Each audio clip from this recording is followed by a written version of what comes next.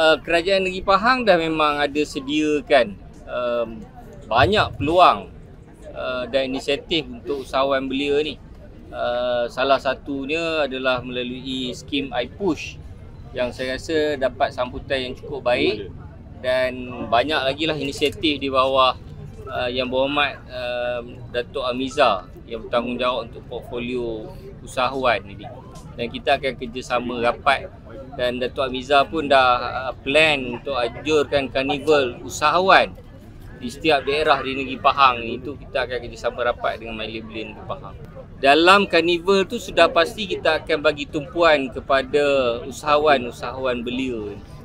Dan saya sendiri sebenarnya ramai dah usahawan belia, peniaga belia yang kerajaan negeri Pahang bantu melalui modal perniagaan, khususnya melalui pemberian sumbangan dan cek kerajaan negeri Pahang kepada mereka untuk mereka mengembangkan perniagaan mereka sendiri.